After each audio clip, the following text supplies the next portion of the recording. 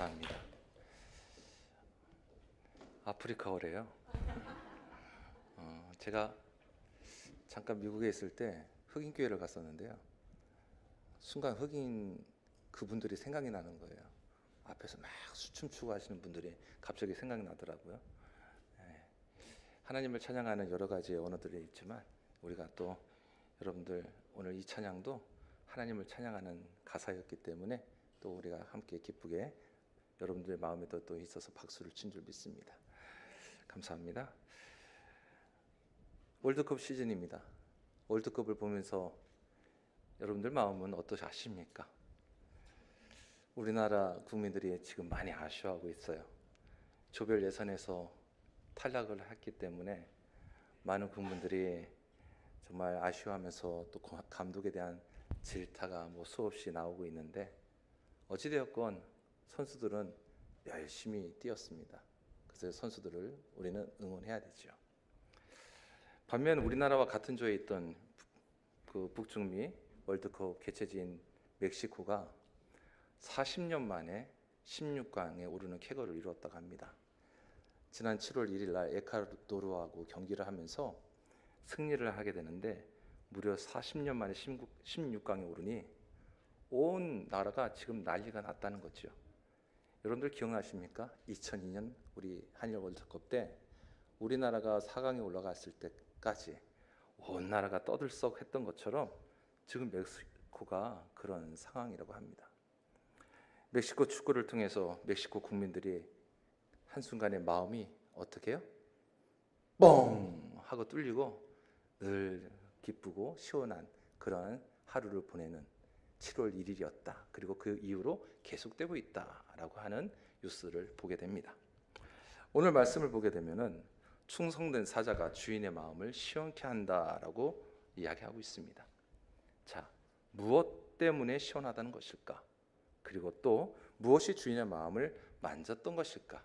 우리는 한번 돌아볼 필요가 있지 않을까 싶습니다.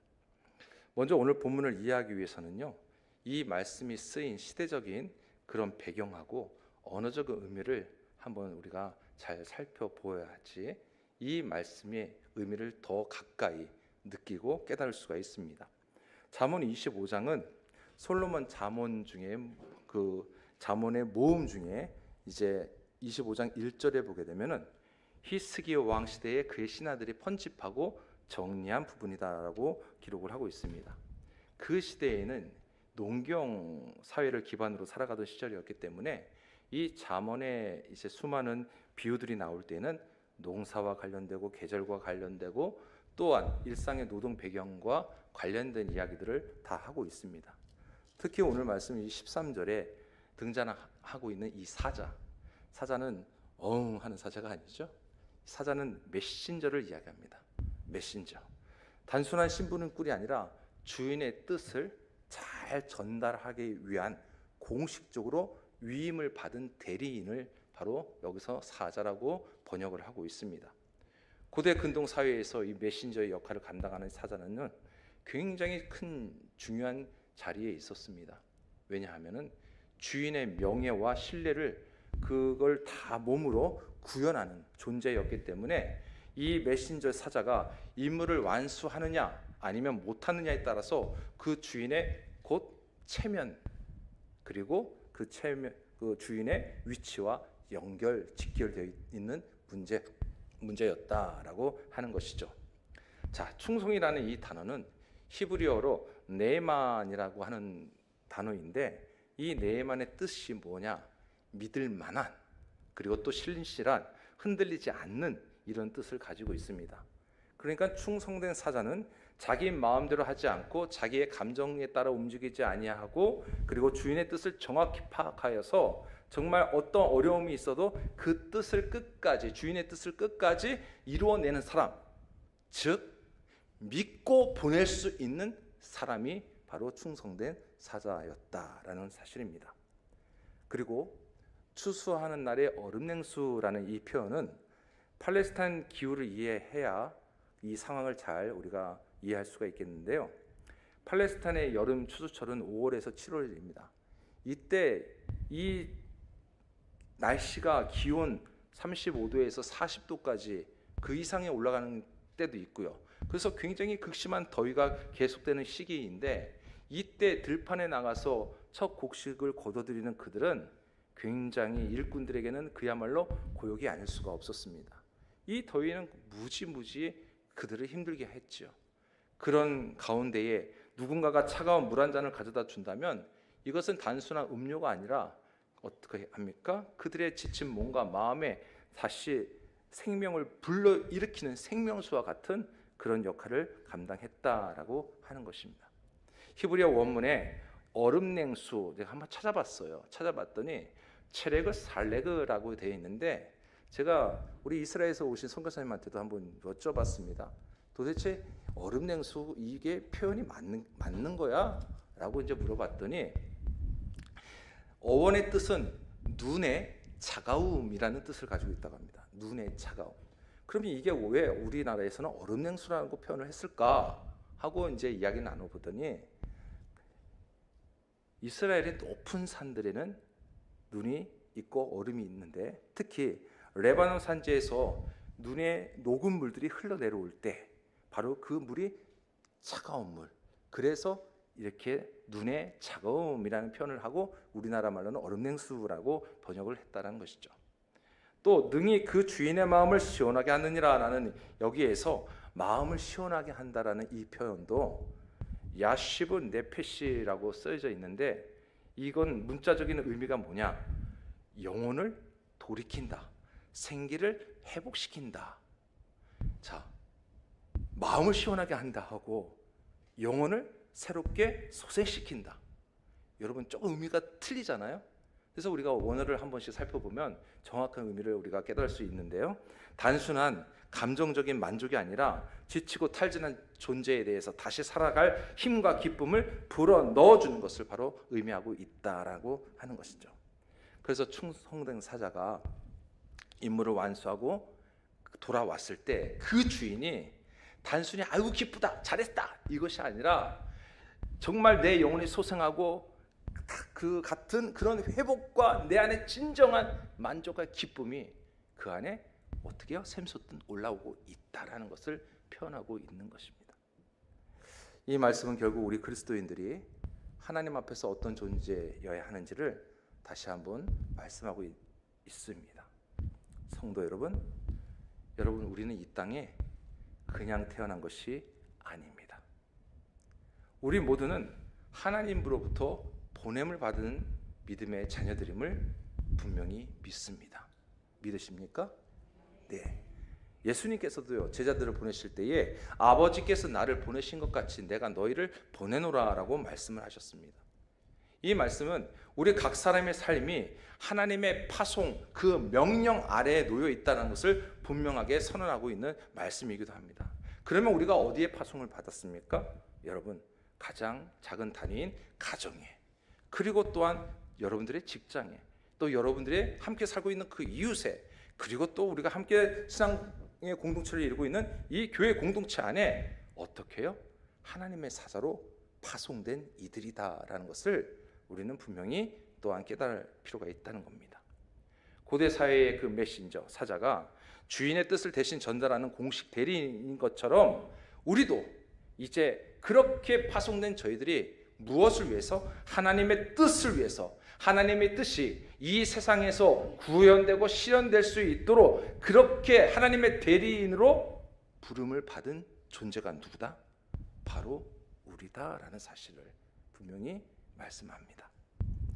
메신저에게 이 사자에게 가장 중요한 덕목이 있다고 한다면 그럼 무엇일까? 다른 게 아니죠. 바로 오늘 기록되어 있는 것처럼 충성입니다. 충성.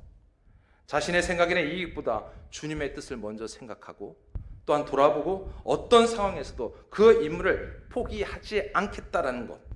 여러분 바로 이런 마음이 사명을 가지고 부르심을 받아 우리가 이 세상에 살아가고 있는 우리들의 모습이 되어야 한다는 것을 우리는 분명히 믿습니다. 언제 한번 제가 말씀을 드린 것 같기도 한데요. 제 후배 목사가 필리핀 선교를 하면서 선교지에 오지 선교를 했습니다. 산속에 들어가 가지고 복음을 전하고 주일마다 가서 예배를 같이 드려주고 그리고 다시 돌아오고 다시 또 주일에 올라가서 예배드리고 내려오고 이런 사역을 했는데요. 그 오지에 뭐가 있겠습니까? 그리고 이제 갈 때마다 그 교회에 모이는 아이들과 성도들에게 함께 나누는 간식들을 늘 언제나 챙기고 올라갔어요. 그러니까 사실 어떻게 보면은 그 오지에 사는 사람들이 내려와서 쉽게 우리 같은 경우는 돈 주고 사 먹을 수 있는 빵이나 우유 같은 것들은 그들에게는 너무나 정말 소중한 것들이에요. 그러니까 한 주에 한 번씩 그것들을 가지고 이제 올라가서 예배 드리는데 그때 이제 우기였는데 비가 많이 왔어요. 그래서 좀 걱정이 돼서 이제 사람들이 목사님한테 목사님 비가 너무 많이 왔습니다.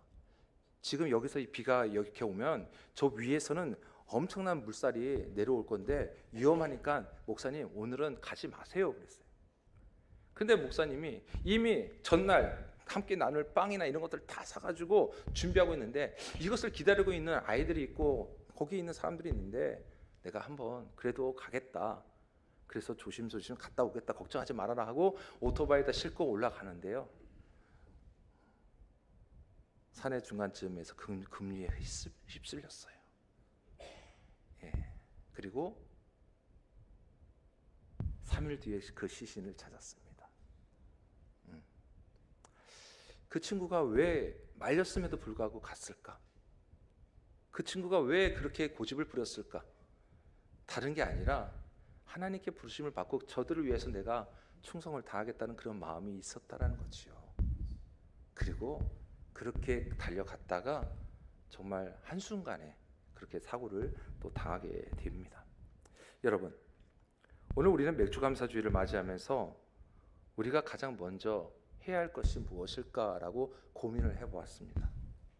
사실 내가 하나님의 보냄을 받은 사자라는 이 정체성, 여러분 오늘 이 시간 다시 한번 우리가 분명하게 확신을 가지고 나아갈 수 있기를 간절히 소망합니다. 26년도를 시작하고 나서 이제 전반기를 열심히 우리는 달려왔습니다. 전반기를 6달 동안 보내면서 여러분들의 각자의 자리에서 하나님의 그 부르심에 따라 사자로 분명히 살았음을 믿습니다. 그런데 때로는 잘 감당했을 때도 있고 때로는 감당하지 못할 때도 있고 때로는 부족할 때도 있었고 때로는 실패했을 때도 있었다는 거예요. 그런데 중요한 것이 무엇입니까? 하나님께서 여전히 우리를 하나님의 사자로 부르시고 계시다는 사실이고 지금 이 순간 이 자리에서 하나님 앞에 예배드리며 나아갈 수 있는 이 모습이 여러분 우리에게 감사의 제목이 되리라 분명히 믿습니다. 맥주절은요 이스라엘 백성들이 보리하고 밀의 첫 수확을 하나님께 감사드리며 드렸던 절기예요. 그래서 출애굽기 23장 16절에 보게 되면 맥주절을 지키라 이는 내가 수고하여 밭에 뿌린 것의 첫 열매를 거둠이니라 라고 기록을 하고 있습니다. 이 절기의 핵심이 뭐냐? 가장 처음 거둬들이는 그 수확의 첫 열매 하나님께 먼저 드리라는 거예요. 그리고 이것의 근원이 너희의 땀이 너희에게 노력이 아니라 하나님께서 너희에게 주셨다는 것을 어떻게 해요? 고백하라는 겁니다. 우리 한국교회는요 이 맥주절의 정신을 가지고 그래서 우리가 7월 첫째 주는 늘 맥주감사주일로 모든 교회들이 지금 지키고 있습니다. 그래서 맥주감사주일 사실 우리 나라의 시기하고는 조금 다른 부분이 있지만 우리가 여기서 적용할 수 있는 것이 무엇입니까? 지금까지 전반기를 돌아보면서 우리의 각자의 삶에서 하나님이 나를 어떻게 도우셨는가를 돌아보며 감사하는 시간이 바로 이 맥주감사주일의 의미가 있다라고 할 수가 있습니다. 여러분 돌아보면 어떻습니까? 다 좋은 일만 있었던 게 아니죠.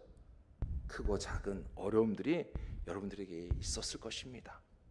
그렇지만 그럼에도 오늘 이 자리에 함께 모여 함께 주님 앞에 예배를 드리고 있다는 이 사실 자체가 하나님께서 지금 나를 붙들고 계시다는 가장 분명한 증거이기에 여러분 오늘 하나님 앞에 더 감사할 수 있기를 간절히 소망합니다.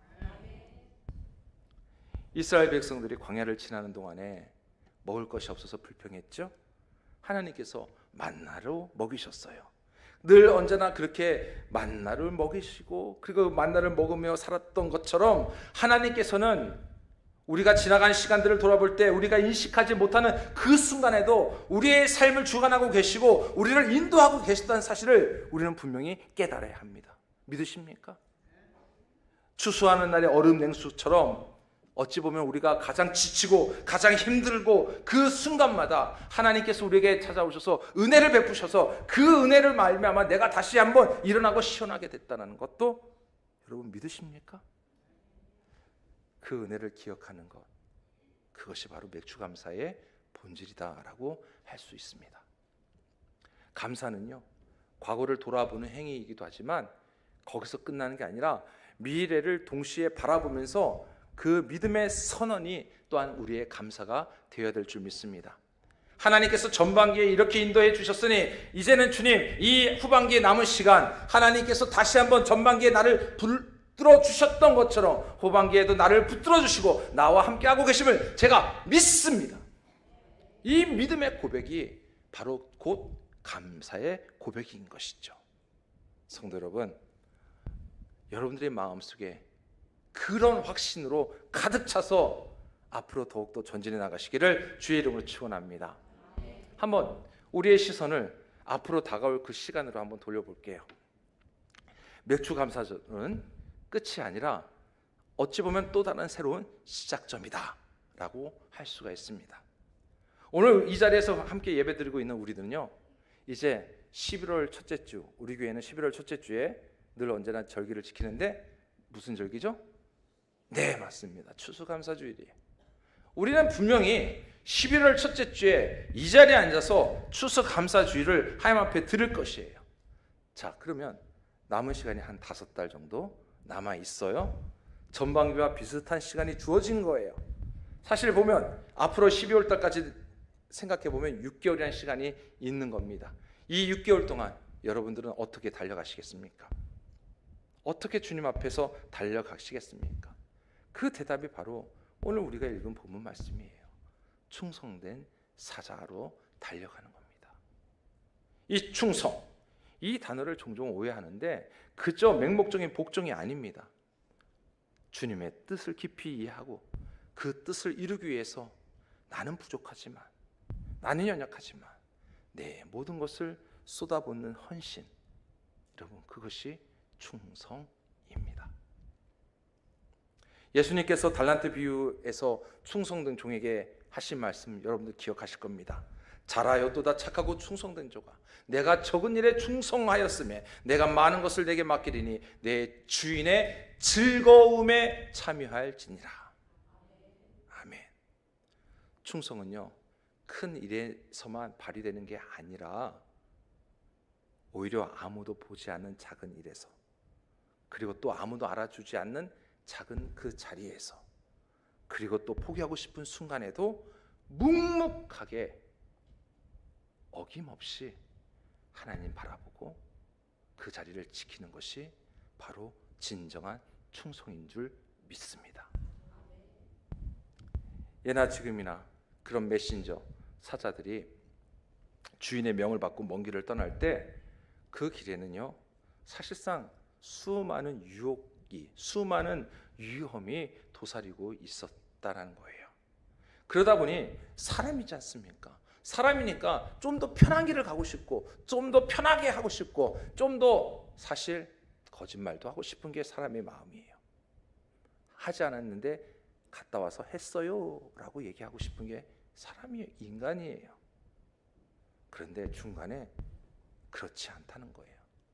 충성된 사자는 주인의 얼굴을 기억하고, 그리고 주인의 기대를 마음에 새기고 끝까지 그 길을 걸어갑니다. 여러분, 우리도 마찬가지예요. 앞으로의 6달 여정에 여러분, 우리가 이 6달 여정 여러분들 어떻게 기대하고 계십니까? 어떤 기대를 가지고 계십니까? 아니면 6달의 그 시간 동안 걱정과 근심으로 또 가득하겠구나라고 걱정하고 계십니까? 돌아보면요, 6달의 시간이 지난 시간처럼 우리를 힘들게 하는 시간도 있을 것이고요. 신앙의 위기가 찾아올 수 있고 삶의 무게가 짓누를 때가 있을 것이고 또 아픔이 있을 수도 있고요. 그 외에도 아니면 더 반대로 얘기할까요? 건강할 때도 있고 잘 풀릴 때도 있고 정말 아무런 문제 없이 형통의 길을 걸어갈 때도 있을 겁니다. 여러분, 어느 때일지라도 끝까지 주님의 얼굴을 바라보며 충성된 자의 길을 걸어갈 수 있기를 주의 이름으로 축원합니다. 지금 여러분이 앉아 계신 그 자리에 예수님이 함께 앉아 계시고 있다고 생각해 보십시오. 그런데 여러분, 생각이 아니에요. 진짜 그렇습니다. 믿으십니까? 지금 그 자리뿐만이 아니라 여러분들이 어디를 가든지 어디에 있든지 무엇을 하든지 우리 주님께서 나와 함께 하시겠다고 하는 그 확신을 가지고 남은 시간을 살아갈 수 있기를 주의 이름으로 축원합니다. 그것이 어떤 신앙입니까? 바로 임마누엘 신앙이에요. 임마누엘 신앙, 하나님이 우리와 함께 계시다는 이 믿음으로 가지고 살아갈 때에 충성된 사자로서 하나님 앞에 우리가 바로 서는 줄 분명히 믿습니다. 오늘 본문의 핵심, 주인의 마음을 시원하게 하느니라. 여러분, 이 주인의 마음을 시원하게 하느니라는 이것이 결론인데요. 충성된 사자의 존재 목적이 뭐냐? 결국 주인의 마음을 시원하게 해야 된다는 겁니다. 우리 그리스도인의 삶의 목적이 어디 있습니까? 여러분, 무엇을 위해 살아가십니까? 여러분, 무엇을 바라보며 살아가고 계십니까? 여러분, 무엇을 삶의 가치로 두고 살아가고 계십니까? 우리가 내 마음이 기쁘기 위해서 살아간다? 중요한 부분도 있지만 내 마음이 먼저가 아니라 주님의 마음이 먼저이기를 간절히 소망합니다. 우리 하나님의 마음이 먼저이기를 간절히 소망합니다. 그래서 하나님의 마음을 기쁘게 하고 하나님의 마음을 시원하게 하기 위해 주님, 오늘도 저는 달려가겠습니다라는 이 고백이 우리 신성교회 믿음의 성도들의 고백이 될 수 있기를 주의 이름으로 축원합니다. 하나님의 마음을 시원하게 한다는 게 그럼 무엇인가? 어떻게 할 수 있냐는 거예요. 어떻게 할 수 있습니까? 여러분, 어떻게 하나님의 마음을 시원하게 하시겠습니까? 그냥 말씀대로 잘 살아야지. 목사님 말씀한 대로 그냥 잘 지켜야지. 중요하죠. 맞습니다. 여러분, 하나님의 말씀의 뜻이 무엇인가, 그 뜻을 얼마나 찾고 계십니까?